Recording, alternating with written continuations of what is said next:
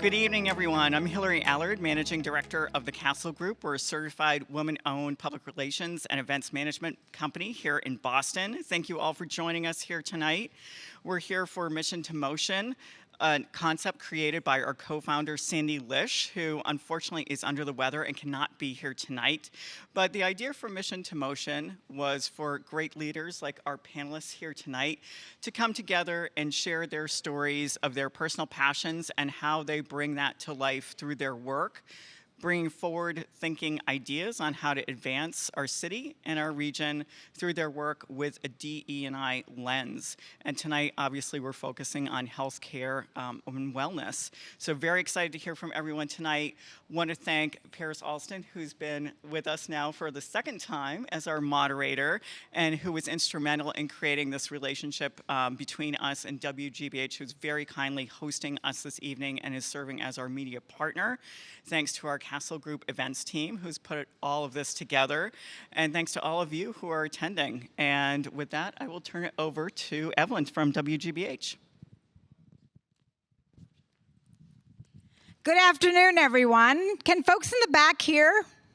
All right, excellent. Or it could be me yelling. That could be it too. Good afternoon, good evening. Thank you and welcome everyone for being here. My name is Sandra Lopez-Burke. I use the pronouns she, her, and ella. And I am the managing director of our community and government relations work at GBH. I do want to welcome everyone here to the GBH studio at the Boston Public Library in the Newsfeed Cafe. I am fairly new to the GBH family, but not to the wonderful and meaningful work happening throughout Boston and the Commonwealth with the extraordinary leaders and changemakers that you'll be hearing from tonight.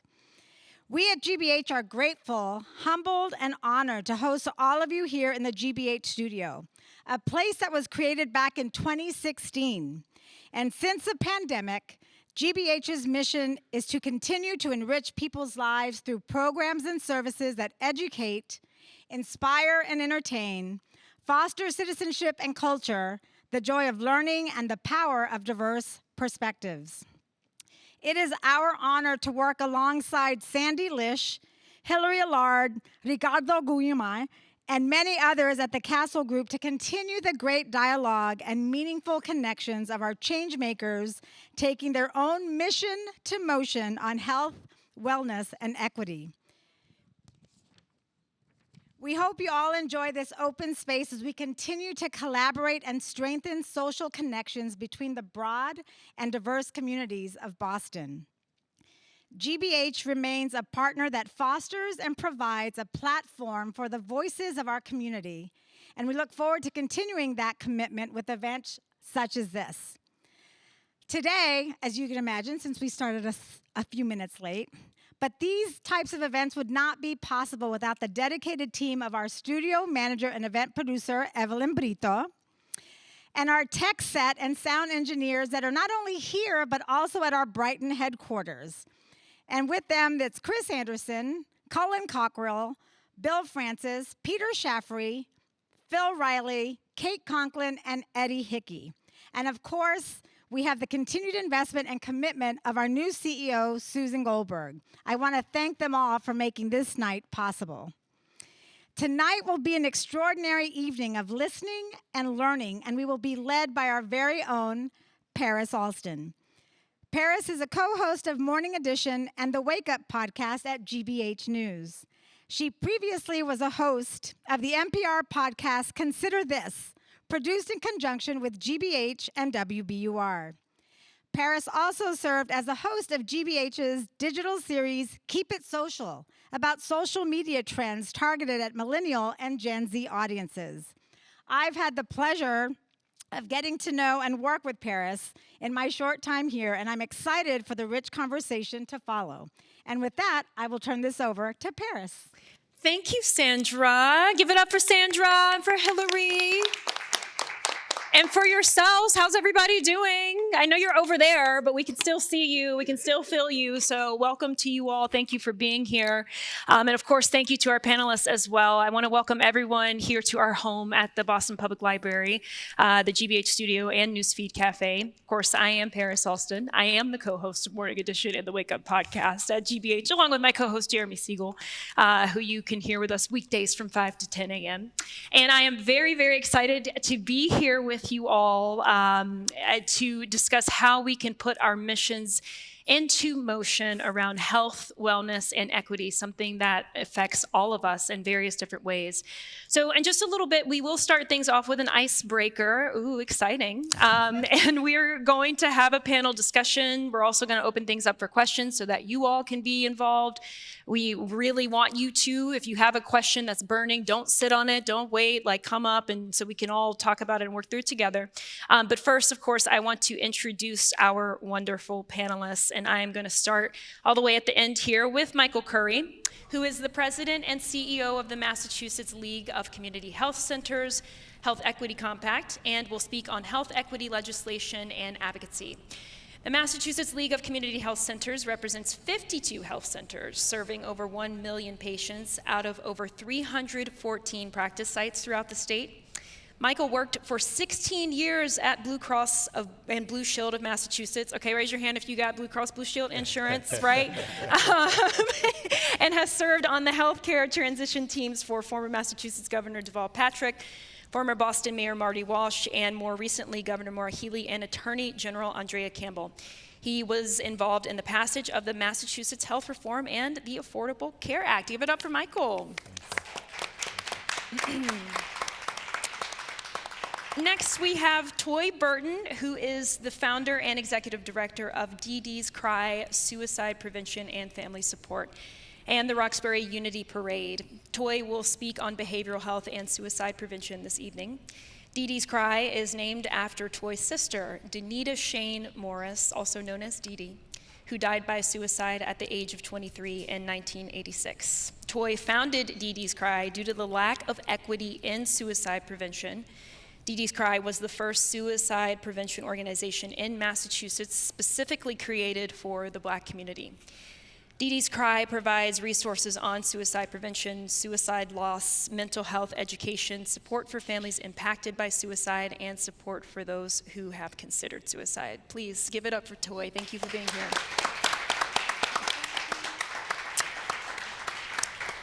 Also with us is Andrea Cohen, the founder of Houseworks, who is also a social entrepreneur dedicated to the way care is delivered to seniors at home. A visionary leader and nationally recognized expert in care delivery, Andrea has spent her entire career in the aging field as a creator, innovator, and influencer.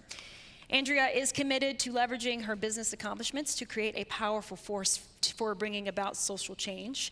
And as a tireless advocate, her vision for all of her business endeavors crystallized over 30 years ago when she took care of both her parents and became committed to using her voice to make a difference for family caregivers.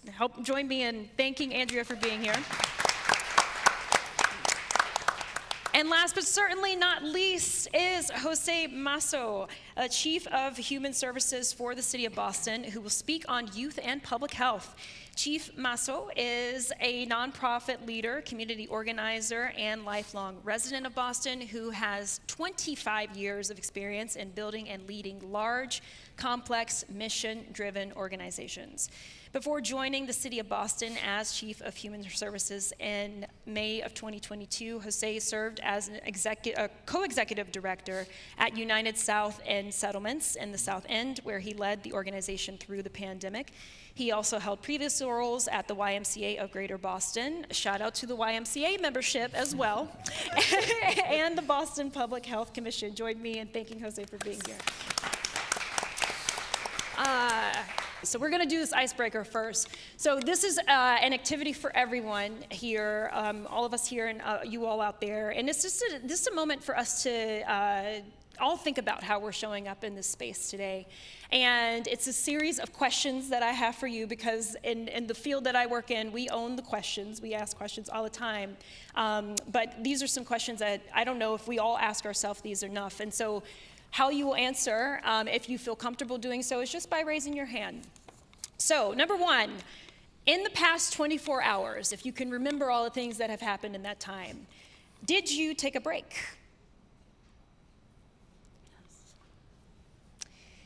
Did you ask for help?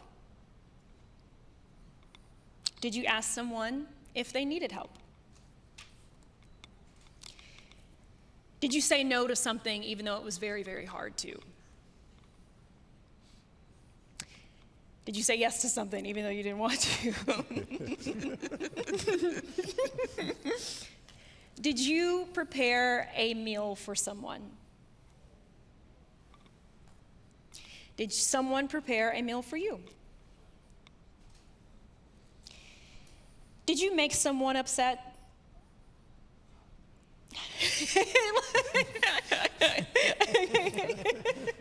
Did somebody make you upset? Did you give someone an apology? I hope it was the same person that you said you made upset. And if not, that's okay. This is a judgment-free zone. Did you receive an apology? And in the last 24 hours, have you needed a hug? Okay, so yeah, make sure you give somebody a hug before you leave today. Ask them first, though. Make sure it's okay. Okay, so back to where we were initially, and Michael, I'm going to start with you and about how you're showing up in this space. What sparked your interest in your mission, and what drives you to continue on that path?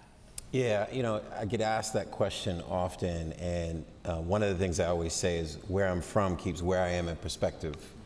I'm a kid who was from a housing project, Lenox Street Housing Projects. My mother moved here for the warmth of other suns, if anyone's ever read Isabel Wilkerson's book, from Alabama to Boston by herself to take domestic work, which many black women and brown women had to do in the 50s and 60s here in Boston. And I grew up in inner city Boston, so it came with all those challenges. Most of my uncles and aunts and cousins, I've had 2 nephews murdered to violence in the city. I've had aunts here and across the country that I've lost to disease, high rates of cancer, diabetes, heart disease. And I grew up where you almost get used to all those things happening around you. The term we now use is weathering. You get weathered to the fact that you don't have healthy foods in your neighborhood, that there are shootings and shootouts outside your neighborhood, that my kids, Toy, I wouldn't let them walk to the park up the street when I lived on Bowdoin Street because I was afraid that something bad could happen. You can get weathered to that. So when I think about the work that I do, I think your lived experience drives you places, right? God and your lived experience. And I decided I wanted to be part of that unweathering. How do I call that out? The racial injustice, the racism, the systemic issues that impact people in the communities like I grew up in. And it motivates me to this day. I have a sense of urgency about everything I do, and you hear passion in my voice, and people say, "Are you angry?" And I say, no, that's a brother who's passionate, not angry. That for me, I understand that everything we do right now, that the folks, my colleagues here on the panel are doing, is saving lives.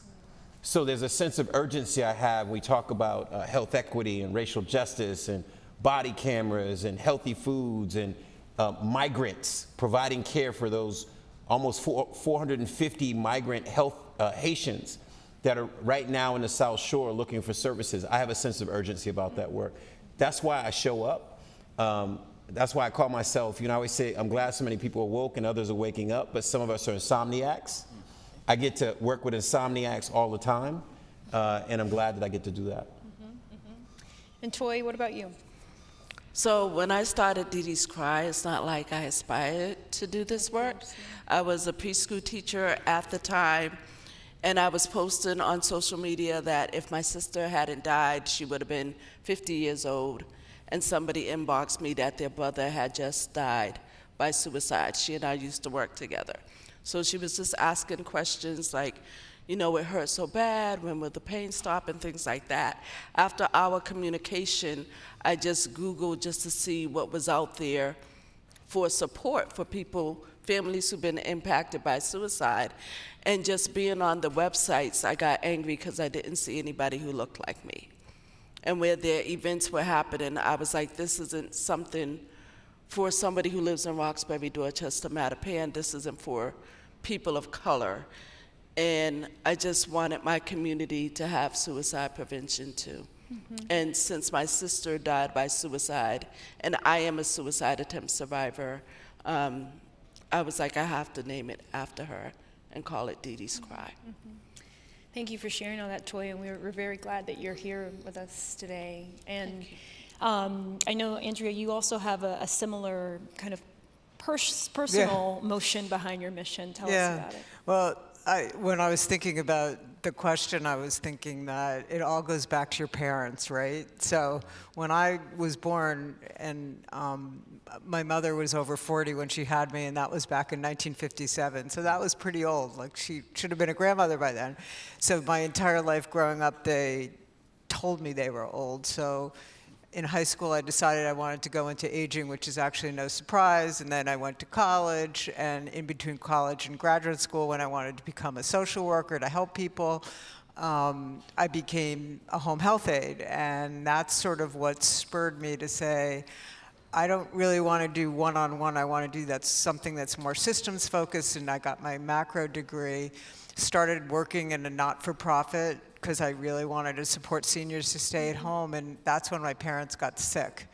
And I was 33, and they died within 6 months of each other, and it was, it shattered my life. And it was interesting because I was the expert. I already knew how to deal with aging, and I felt so helpless, and the services were horrible, the doctors were horrible, the hospitals were making mistakes. My father got admitted over Christmas. That's a bad week. They didn't answer the call button. He died. My mother had ALS. It was just like, it was one of those like elder care hell stories. And it was really at that point after they died that I said to myself, I really got to change this, and I have to be able to change the way services and care is delivered at home. And I never stopped since then. It was such a motivating factor. I think of my parents literally every day, and am so grateful that I've had the opportunity to shape and change the system. Thank you, Andrea. And Jose? For me, it's a combination of what's been shared, and I do appreciate what's been uplifted. For the piece about the parents, I will also echo on that as well, just in terms of both of my parents are servant leaders, right? And 7 days a week, I've seen them pour into the community, and I've seen the results of that, right? And I'm the youngest of four, and so I absorbed everything, right? I absorbed all the interactions. I absorbed the many different people that my mother, who's a justice of the peace, would marry folks that only spoke Spanish, right? And they would continuously come to her because there was nowhere else to go, right? And so she would perform these ceremonies. And that's all I knew. And so as I aged, really early on as a teenager, really poured into youth development work, youth organizing work, and really just saw the results of that. Just really just being able to see the impacts of caring for young individuals and seeing the threshold from when they didn't know how to do something to the confidence being able to kick in when they do know how to do something, right? And just really just early on was like, whether it was teaching people how to swim or play basketball, whatever the case may be, I was there. Additionally, product of my environment, Boston born and raised, and so I had to navigate these systems, Boston Public Schools, the MBTA, et cetera, right? So I know, and from my families and my neighbors, when I'm discussing a problem, I don't have to look too far, right? I'm looking to my loved ones from whether it's incarceration, whether it's incidents of gun violence, whatever the case may be. These things, unfortunately, are right around the corner, right? And so as I'm discussing it, it's not too far removed. I'm discussing it from a lived experience. I'm discussing it from somebody who I know has gone through it. And so as I'm applying my thinking to it, whether it's policy or decisions around it, what I'm saying is like, what do I want best for the people I care about in this situation? And thankfully, I care about a lot of people in the city. And so I just extend that as I'm thinking and applying it to the work that I do today. So, Jose, I'm going to stay with you because both what you're saying and what we've heard from our other panelists, we know that a lot of each of the issues that we've heard about stem from holes in our systems, right? You know, whether it be racial inequity and systemic racism, whether it be a lack of mental health care resources, whether it be not enough support for aging, which is something we all do. But you are in a position, all of you are in positions of power, and of course you're working with a local government body that has certain resources to be able to change these things. And so I guess, like, being in the position that you're in right now, where do you see as the biggest need so that we can begin to address some of the root causes of these issues? Yeah, I think the basic needs are or what's missing right now: food, clothing, shelter, housing, et cetera, right? Like, these are the things that we're faced with on a daily basis. I think within my cabinet, within the Human Services cabinet, we have all the touch points for the residents of the city. We have the libraries, we have the community centers, we have Age Strong, veterans, the Office of Returning Citizens, and the youth engagement. And so it spans from the young to the old, and what we're identifying, whether it's those that are seeking housing, or those that are seeking their safety nets for their food, or folks that just need access to MBTA pass just so they could go to the next interview. We're identifying on a micro level, these are the things that they need. Now, taking a step back, we're really trying to identify on the systems level, what change, what lever can we pull to make sure that this doesn't occur 10 years from now, right? So we're really trying to address what policies can we enact, what things can we put in place to change the systems, because we know there are gaps, right? We know that what we're doing on the back end, whether we're providing basic needs of saying, here's a gift card to Stop and Shop, or or to this grocery store where you could actually get some food, or anything like that. Like, what is that we can do to make sure that they have that, but also upstream? I use the term, the downstream and upstream approach. Being in this role specifically and within this administration, who's really forward thinking, to say, what can we do to focus on upstream? What can we do to make sure that we are stopping these situations from happening in the future, so future generations aren't having to face these problems? Mm-hmm. And Toy, I mean, it struck me earlier that you mentioned, right, you came to what you're doing, not by choice, but you saw that there was a need for you to step up and fill a gap. But I imagine it's frustrating that gap was there in the first place. Yes. Yeah, talk a little bit about that. So historically, suicide prevention has been geared to the white community. And unfortunately, and it's been a myth that Black people don't die by suicide, right? So why would they provide a service that people think don't need it? So yeah, I felt like it was time for us to stop beating on the drum and to say, hey, we need suicide prevention too. And I also hear that from people of color, like, how do you have a suicide prevention organization when Black people don't die by suicide? I said, that's not true, because my sister did.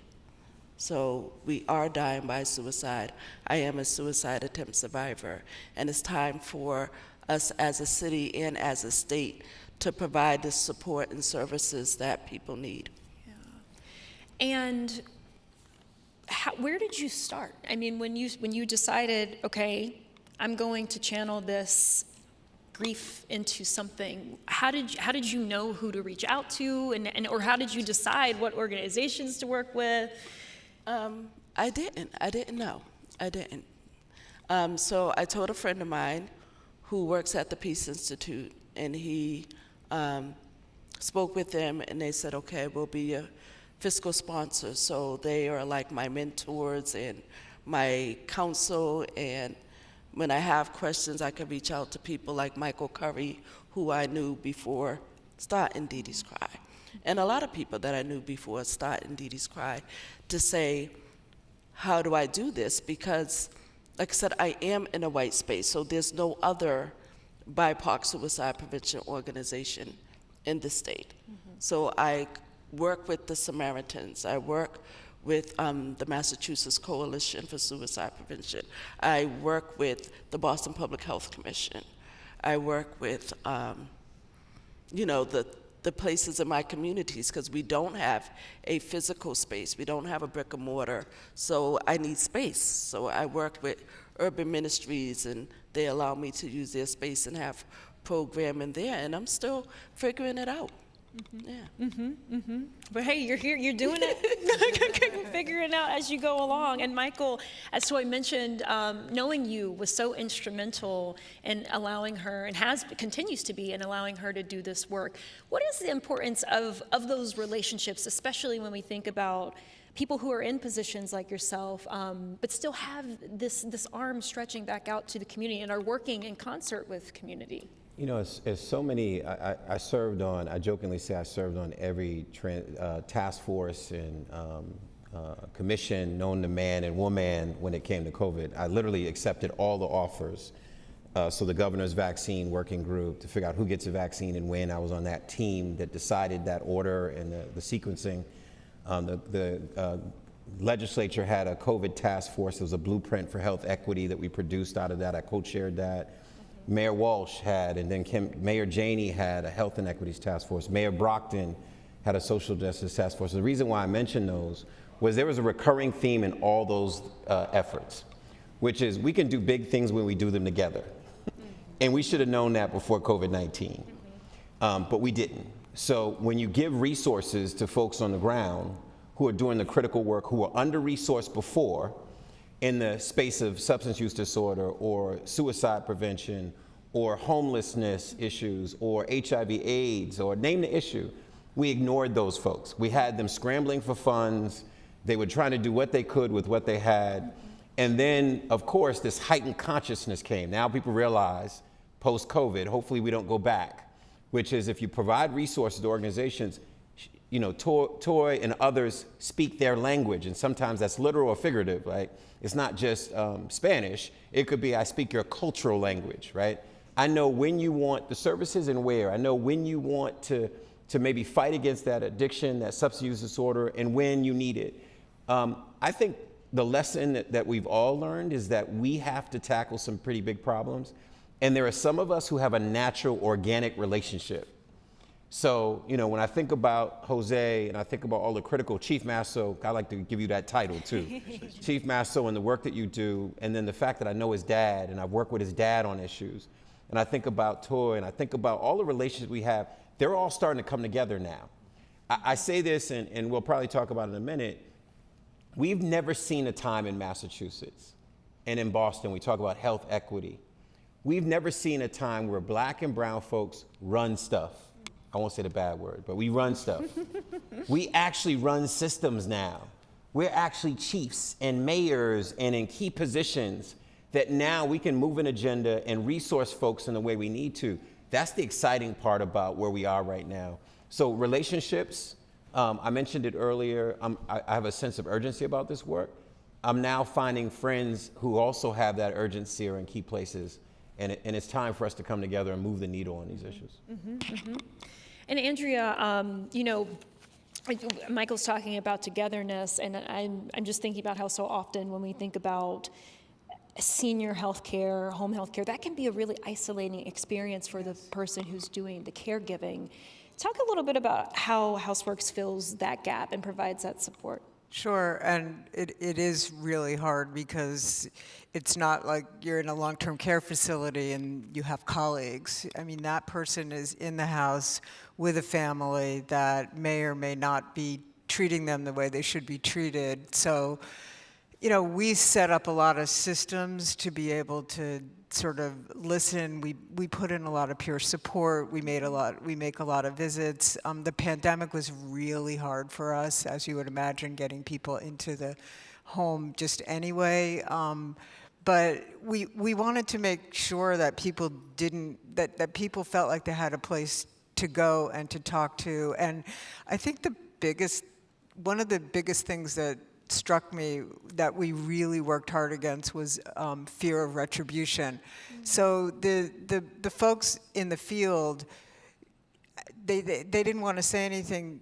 They wouldn't talk to us because they would feel like if they talked to us, they would lose their job. You mean the people who look the home health aides, workers, the home yes. health care workers, and I just spoke with someone from my team, and about 80% of the folks that are in the field are Black and brown in our so there's a lot of largely women, some men, mostly immigrants, and so it was so we had all these issues, and so we did a lot of work in the office trying to have them come into the office, and we would role play, and we would just to get them to trust us, so they would feel that they could say whatever they wanted to say. And when it came out, it was really powerful.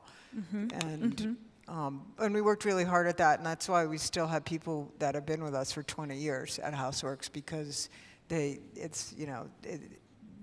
can feel safe. And we've talked about how aging is something like this is something we're all going to deal with, right? Eventually, and for some people, not even when they're considered seniors, right? There are all kinds of people who need home health care, and on a policy level, I mean, because there's a component to your work that is a little bit of advocacy, right? And making sure that I mean, is that changing? Like, are we getting a better understanding now of how important this is for all of us? Yeah, and we are. I mean, when I started thinking about, there's a lot going on the state level. There's a lot going on federally in aging advocacy, and for those of us who have been advocates for the last 30 or 40 years, it feels like it's about time. But when I think about why it's really happening is because family caregivers and seniors are costing the healthcare system too much money. So now all of a sudden, everybody's, how can we support this? It costs too much money for people that, we're trying to figure out ways to be more cost effective so 80% of the dollars aren't spent at, the last end of life. Is there a way to support people at the end of life so they don't, so they go comfortably and don't use a lot of healthcare resources? And it's kind of annoying that it happened because of that, while at the same time we're getting support, we're getting noticed. Family caregivers, Joe Biden just came out with something. During the pandemic, there was a lot of work done to support the direct care workforce, and all the loans that we got, we poured right into the workforce. So I'm grateful for that, and we are being noticed, and we're stronger than ever on the advocacy front now. So That's great to hear, and great to hear that you've been able to really measure, how your efforts are being manifested. Yes. And Jose, I want to talk about metrics with you as well, because there's obviously a lot of different things impacting our population here in the city of Boston. I'm thinking about the die-in demonstration that a lot of local teenagers did in Dorchester yesterday to call attention to youth violence, to the spike in youth violence that we've seen over the past year, right? And something that affects all of us, because you're talking about young people who didn't even get a chance to go on and to pursue their mission or to do whatever they were here to do in the world, and all the families who are affected by that.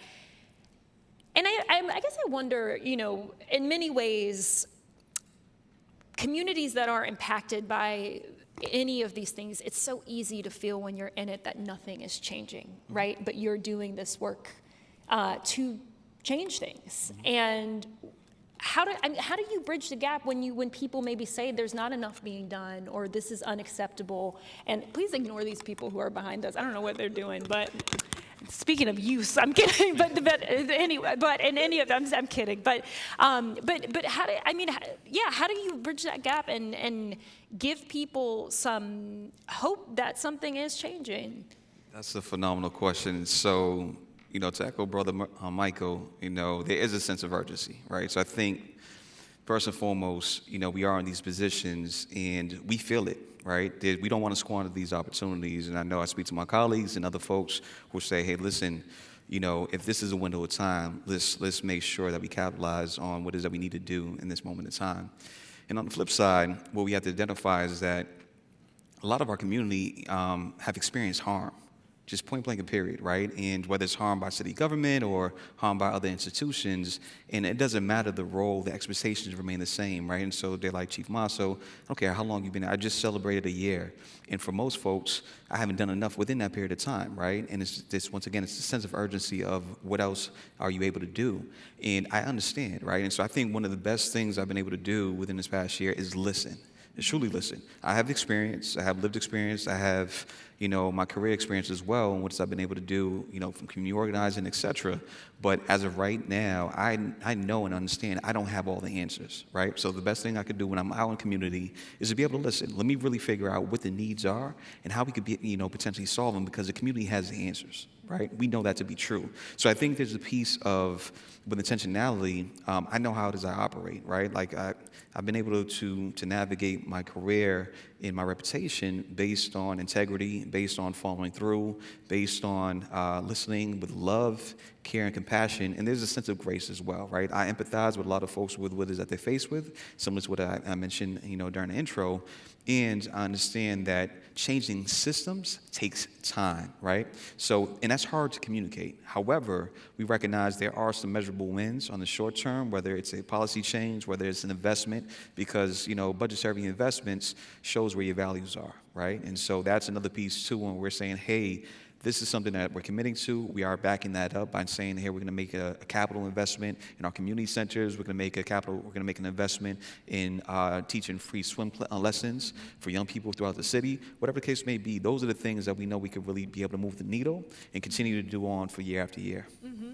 And just this month, the mayor announced the mini grants that are going out, which is a $100,000 investment focused on empowering neighborhood and grassroots organizations to activate social spaces and build community with residents. I also know the summer jobs program is coming up to try to give youth these economic opportunities and things to do to keep themselves busy this summer.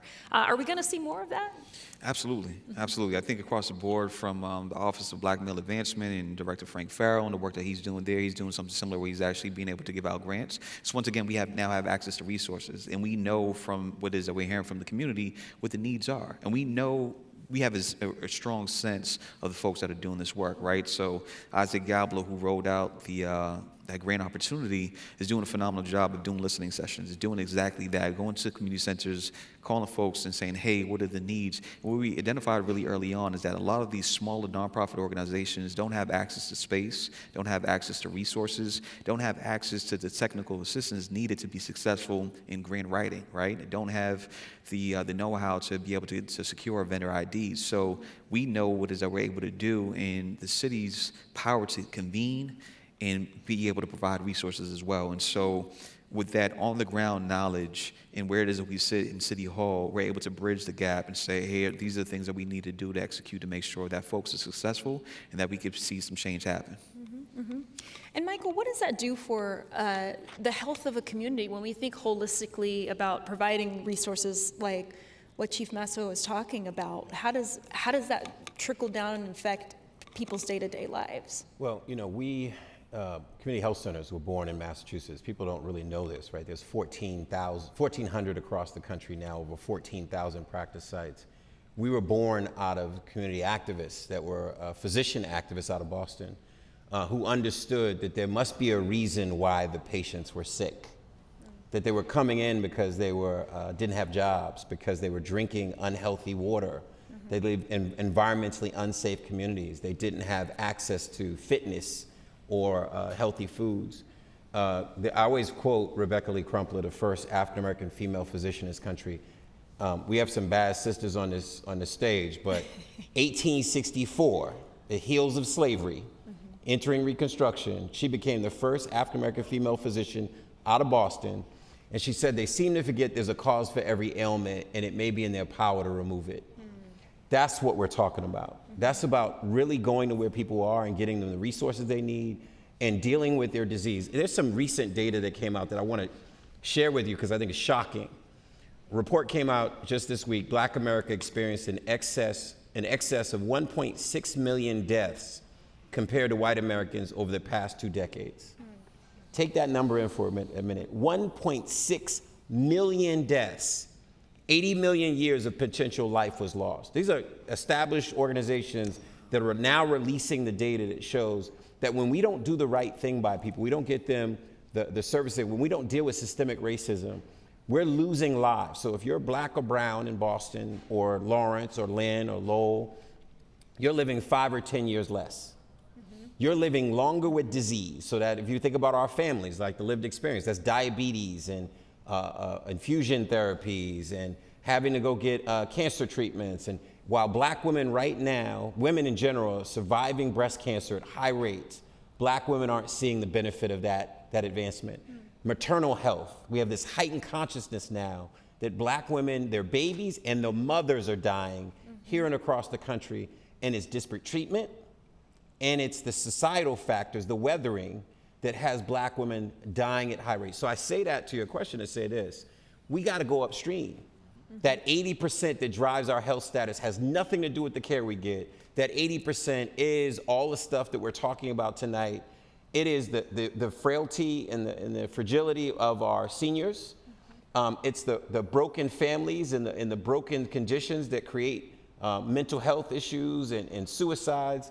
We got to figure that all out. And I think the data right now, this Health Equity Compact that I helped launch is now 75, as of today, 75 black and brown leaders who run systems who come together and said, no, we're going to bring our lived experience and bring our organizations and our resources and our power and our influence and our privilege to now say we're going to move the agenda in health equity in Massachusetts, and we're going to do it together. Hospital systems, philanthropy, Lee Pelton, Kevin Churchwell, Children's Hospital, Elsie Tavares at Mass General Brigham's, a wealth of people. Maisha Mentor-Dordan, who represents the oral health organization.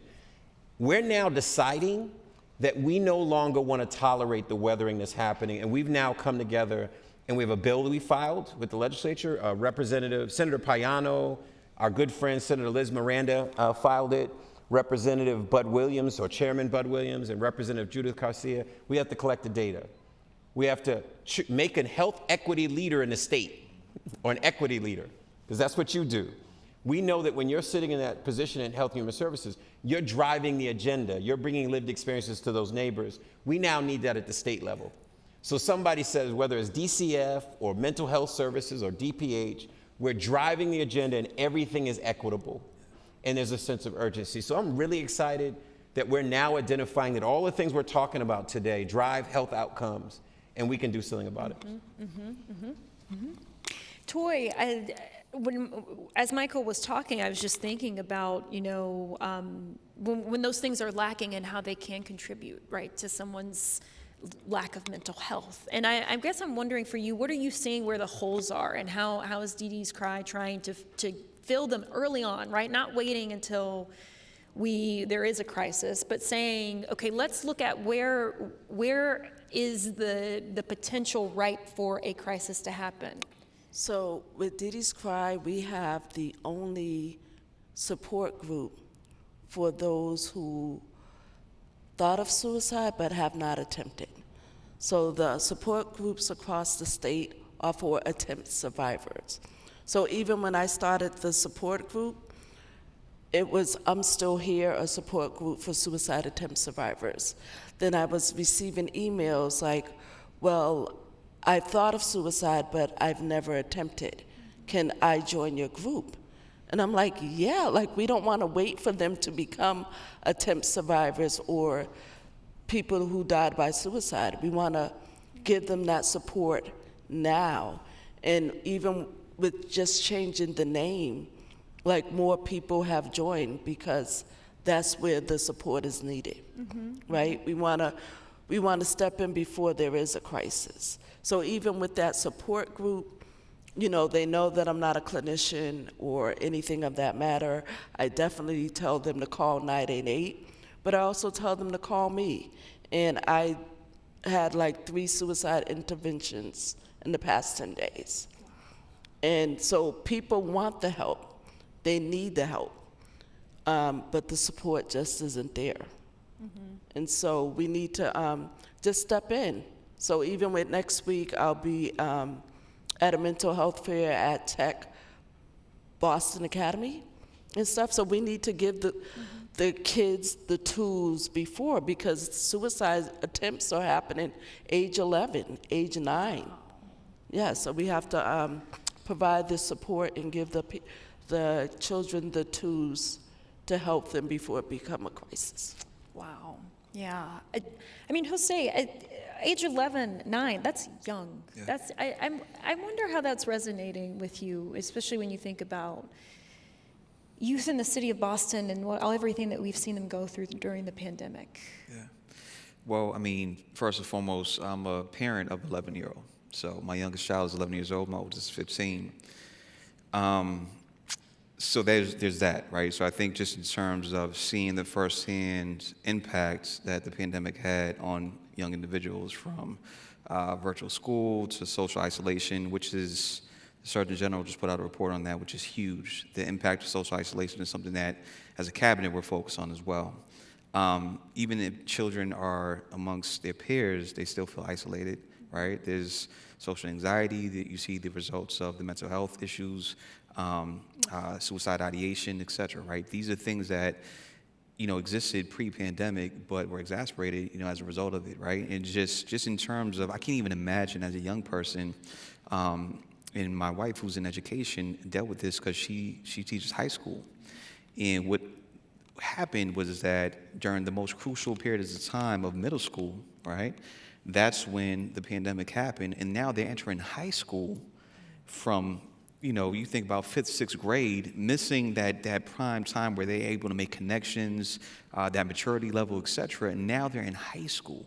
They're in high school with a lot of, older teenagers, et cetera, and they're trying to navigate their space, but they haven't learned how to even do that correctly, right? And so what you're seeing is a lot more of those issues, exist. I was in, at United Southern Settlements. It was early childhood education. We've seen it as young as 3 and 4, just in terms of the behaviors, right? And just mind you, if they're coming from homes in which there's stresses there's food insecurity, there's parents who work in multiple jobs, whatever the case may be. These things, the children are picking those things up. They are picking up that energy, and then you see the results of it in, as they're behaving throughout the school day. And so there's a lot of folks that are really focused on it. Toy, the work that you're doing is commendable just because it's needed. Your peers who are in the same space as well are definitely being able to, carry on that torch. But I think overall, what is that we're trying to do is from, what Superintendent Skipper's doing to the many folks that are in this field, Rebecca Granger at the city as well, are really trying to make sure that we have those connected tools for young people, that we have the resources and the programming, quite frankly. And what I'm doing is making sure that we have the built environment, the physical environment. Our community centers, as much as I love them, a lot of them look the same way as they did when I was growing up, right? And so that's a piece, and I'm thankful to the mayor of making a commitment of saying, hey, we're going to invest in a facilities assessment, because we need to figure out how do we get to root cause, because they shouldn't look the same way. They shouldn't look vintage, you know what I mean? So they should definitely, our children and our families deserve spaces such as this beautiful library. When they walk in, they feel seen, they feel appreciated, they feel loved. Yeah, because the environment certainly changes things, right? We can't have like community centers, kids who love to play basketball. You gotta have like fresh basketball courts and stuff, right? Exactly. And Andrea, I mean, mental health is also big for people who are doing caregiving, right? I want to hear about how Houseworks approaches this, but also about you when you were dealing, with your parents taking care of them. How did you take care of yourself? Well, first of all, I did want to talk about, because I was hearing about all the family, if you think about frail seniors and you think about how vulnerable they are, and you think about, when I worked at an area agency on aging for many years, we had a protective services unit, and the folks, it was really, a lot of the abuse was by a family member. And again, if you look at it, it's because that's how they grew up. So then, I just wanted to sort of add that in there, because from a perspective of seniors and them being vulnerable, and they become totally dependent on their kids, and then there's role reversal because they're not as strong anymore. It's really difficult. And then, and what's also interesting, when I used to talk about the cases that we had at Houseworks, it was really less about the skill it took to maybe transfer someone and more about the family dynamic.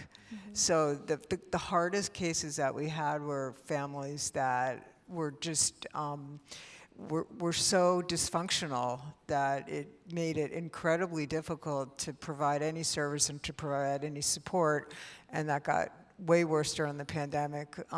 Social isolation was the biggest issue, and we worked really hard. And I have to say that in Massachusetts, we put together a council with the industry association, the Home Care Alliance, and it was really the first time, and I can't remember who said it before, that I've been doing this for a long time, that everybody was actually working together. And it was like, and you know, everybody was during the pandemic, I think, looking for like a silver lining. There has to, not that there really, it was just so horrendous, but that was the only thing that I can say that was really helpful in terms of just, for the first time, seeing all my colleagues working together versus, you know, not working together, and everybody really solving for how do we get to these seniors, and how do we put services in, and how do we get folks into the home safely, and how do we take care of those folks that were we all work together, and we share more information than we had ever shared. But, you know, in terms of taking care of my own parents and taking care of myself, you kind of go into that, and I'm sure that you know that sort of mode of just, you're just doing it. You don't even think about it. You're in, I call it my control mode, where I just couldn't look right or left. I just did it, and but you know, occasionally when you had somebody that wrapped around you and really understood and got inside your head and knew what you were going through, it really helped. And that's what we try to do at Houseworks, which is really just understand what the families, you know, we have like 2 customers. One is the folks we send out into the home, the professional caregivers, and one is the family caregiver, and then there's the senior. But we just had to really, it's just listening, just like what you said before. You got to listen to them, and you got to really hear what they're saying. You got to hear the meta conversation. Pretty much every single family that called who would tell us what the issue was, it was off. That was never the issue. Like, you just had to keep listening and saying, you know, they would tell us one thing, but it wasn't real. You know, they sort of didn't get it. I mean, literally almost every call we get, when a family would say this, and this, and then we'd get out into the home and it was entirely different. Wow. So, you know, there's just a lot of that going on in home care. Operating in silos, right? But it's nice for people to ask for help, right? And to ask other people if they need help as well. So we're going to turn it over to you all. We would love to include you in this discussion and welcome your questions. And we have a microphone here. Don't be shy, please. Okay. We all just went through the collective experience of whatever was happening back here. So. Okay, can you hear me? Okay, perfect. Hi, my name is Naisha Deed, and I'm the founder of an organization called Pure Spark, where we help Black people along on their wellness journey. And I want to thank you, Paris and GBH and Castle, for having this conversation that includes wellness. You know, I think it's so important, obviously, and it's something that we should prioritize every day, right? And one of the things that I was questioning while everyone was talking, and I love how that we have all age groups kind of represented of like the populations that we're serving. We have the elderly, we have the youth, and then we have in between, which I think is great, important to have that span, the whole lifespan be represented. And one of the things that, you know, came up in my mind is like reimagining, right? This is a time where we're post-COVID, or, I mean, are we still post-COVID? I don't even know anymore. Like, I don't know what we're in right now. The Twilight Zone, simulation. Who knows? But now we really have a chance to like reimagine things, right? We have an opportunity to reimagine systems.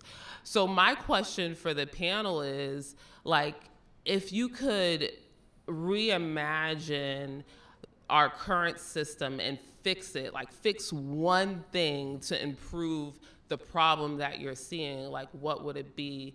And for example, you know, with the work that I'm doing with Pure Spark, you know, the biggest barrier that I see to the community that I'm servicing is that, you know, one of the things is that a lot of therapists don't necessarily accept mass health, right?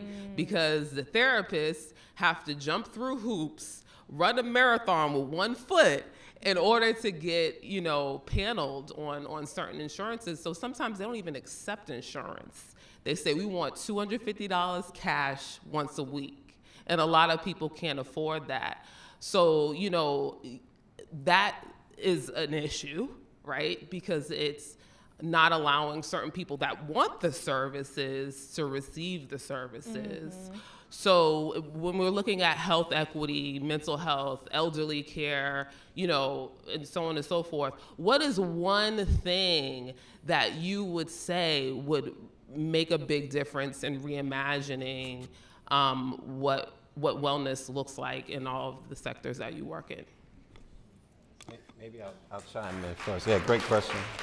So one is, I think, just because I'm a huge fan of Naisha's, and we got a lot of heroes and sheroes that do work. And I tell people, just like Diane Nash and John Lewis and Dr. King, there are people doing work right now for you that you may not know their name, and they're staying up late.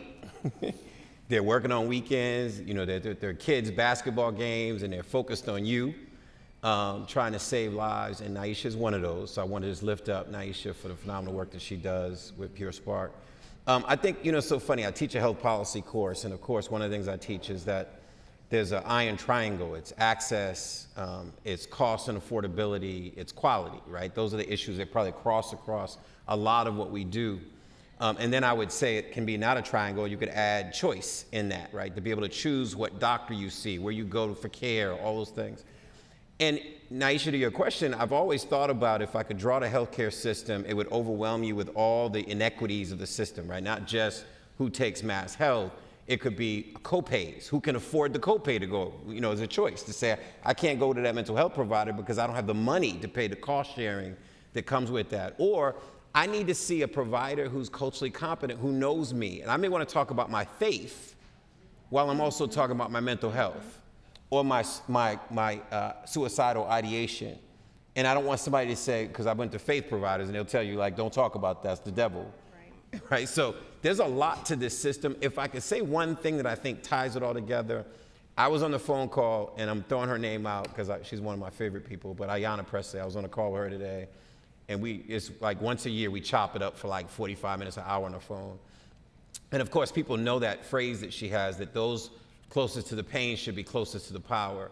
If there's one thing I think I would change, I would put more people like you in power. That, and here's why I say that.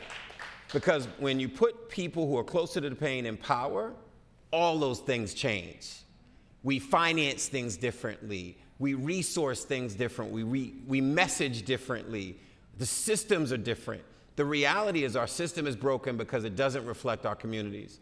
And people without lived experience, people without a sense of urgency run these systems. So we can't deal with the cost, the quality, the affordability, the choice, the equity issues because of that. I would like to chime in. I would suggest more support groups, because systems are going to be systems. And with Dee Dee's Cry, with our support groups, there's no cost. I'm not asking what type of insurance you have. So if there was more support group models across the state, because even with suicide attempt survivors, there's only like one group throughout the state. So I would say more support groups, so that way people can pick and choose. And with hospitals or health centers, you get to know somebody, you get your physician, and then they go someplace else. And then you got to start over teaching or telling that person your life history. And after a while, you're like, I'm tired. I share myself with this person, and then they go get a job someplace else. With support groups, to me, they're there, at least Dee Dee's Cry, we're there. We're not going anywhere. We don't cost anything. And I tell the people in my group, if this group is not edifying you, find another group. And you don't need insurance. You don't need to pay a copay. So that's the thing I would fix. I was thinking about this organization that I'm working with, and we're trying to, one of the problems with just seniors accessing care and families understanding what care is available is that a lot of what's out there now, there's these elder care locator lines, they're lists, people can't get to them, they get frustrated, they can only go so far and then they can't find them. And that's, so when somebody calls me and says, what do I do? And you're giving them this locator number and you know it's not gonna work that well for them, it's a problem. So one of the things that we're thinking about doing is maybe some sort of a public-private partnership where we can actually power up this caregiving infrastructure. And I find that, I mean, we're just trying to take what's available in the public sector and make it a little bit more user-friendly, in a sense. I mean, that's just sort of, you know, because we need what's out there, but it needs to be, from a user perspective, less complicated and easier to access. And so that's one of the things that we've been kind of playing around with to think about how we can do that. And I love the idea of support groups. You just have to get the people there. It's just really hard to get people at support groups. So it's virtual. So it's getting on Zoom. Even then, we're doing that. Yes. It's just, but I mean, it's doable. Yes. But just Yes. even getting people to feel comfortable, you know, Yeah. it's absolutely the right thing to do. Yes. I don't know if I have much to add. I mean, definitely my colleagues hit it on the head. I would say, in terms of systems, we know that this system is operating exactly how it's designed to operate, right? The disparities amongst, you know, our black and brown folks and folks of color and our white counterparts is operating exactly the way it's been designed.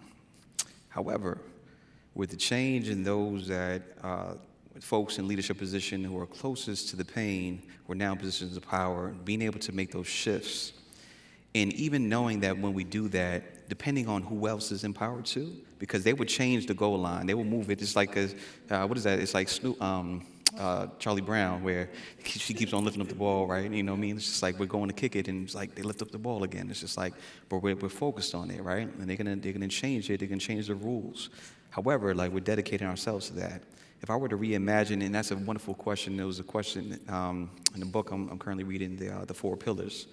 And he asked to reimagine, not to just think about disrupting whatever it is, to imagine what it would look like if this were to be the case, right?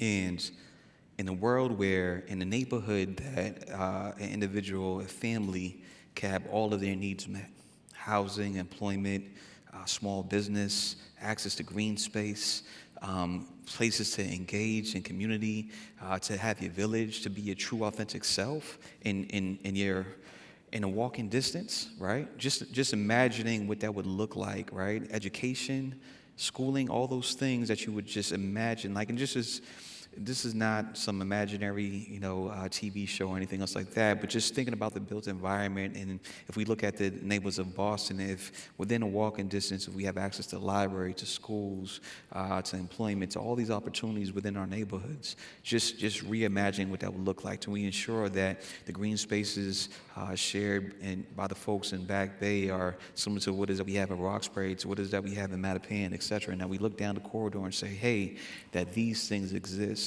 And I see the difference. I live in Hyde Park, right? And when I drive, from north and when I'm working to south, I see the difference, right? I see the change. I see, the fewer outdoor eating locations take place. I see the food deserts, and I'm trying to figure out where it is I'm going to eat at night, and I'm figuring out I'm going to have to stop 20 minutes from where my house is, you know what I mean? And so I really want to just imagine what this could look like, a continuum of just resources throughout this whole city. And that's ideally, in my dream world, that's what I would love to see. Mm-hmm. Mm-hmm.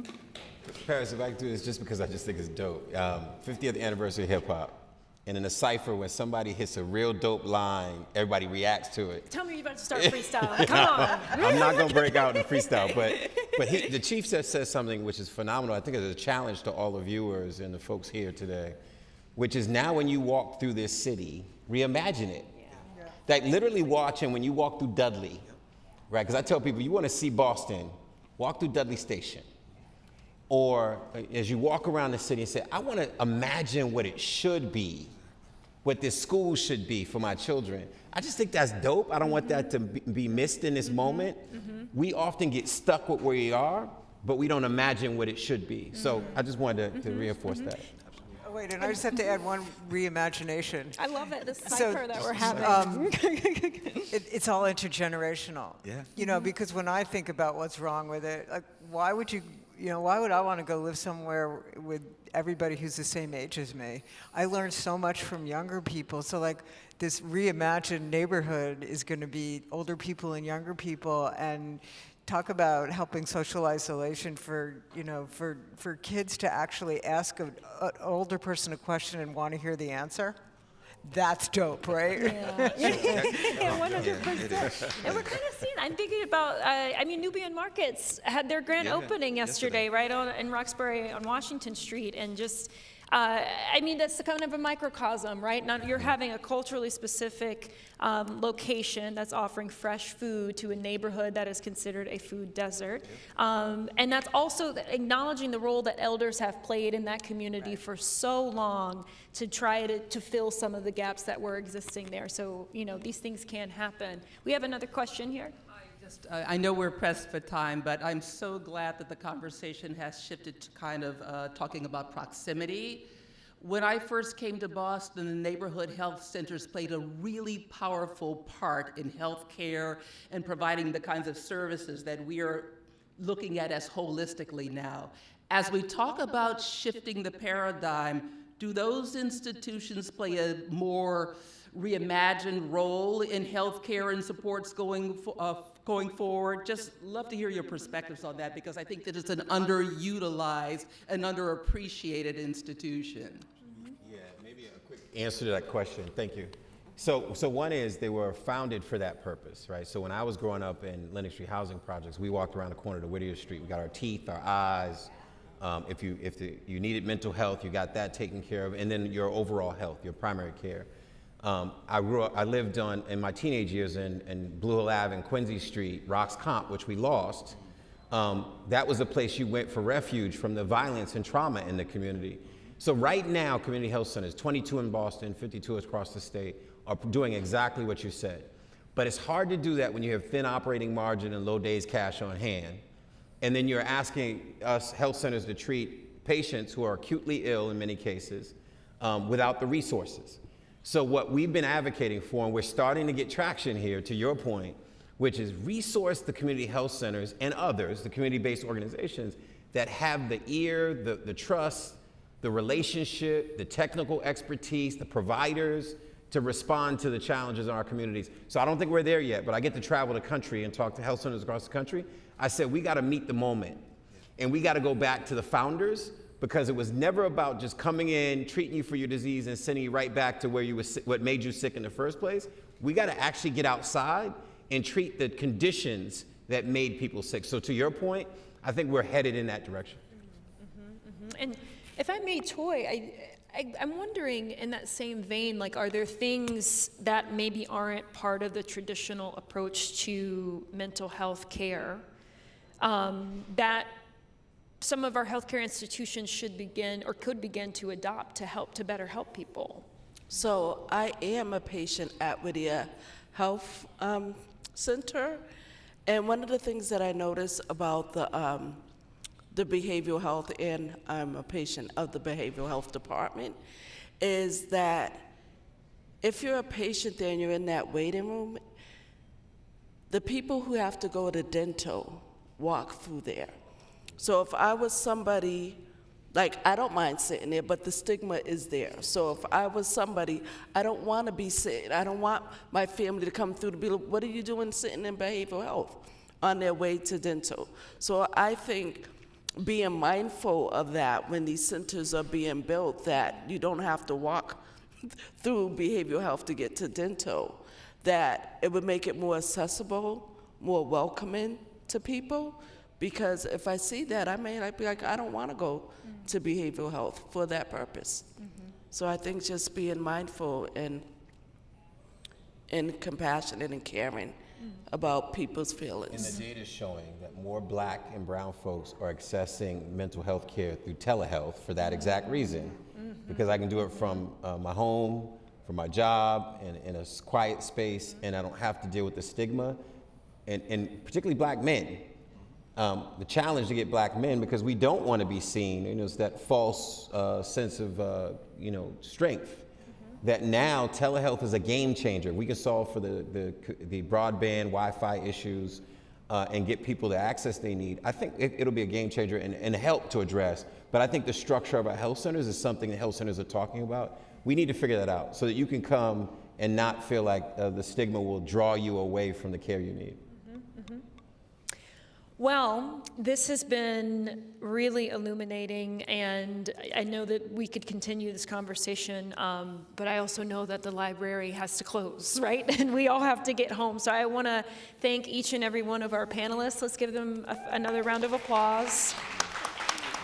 And all of you, of course, for being here. And we certainly want to thank GBH and our friends at Castle for all they did to bring this together. Thank you. And I'm going to turn it back to you now, Hillary. Thank you all so much for sharing your incredible stories tonight. So inspiring and personal and moving, and great to hear all your ideas for solutions to these complex problems. I loved your words, Michael. We can do big things when we do them together. So very inspiring words to end on tonight. Thank you, Paris, for hosting tonight, for moderating and being with us as a great partner. Thank you to GBH for being our host and our media partner, the BPL for being a co-host as well, everyone at the GBH Newsfeed Cafe, our sponsor, the EOS Foundation, for providing refreshments, and to Carolicious for their delicious arepas. Thank you all for joining us here tonight as our guests.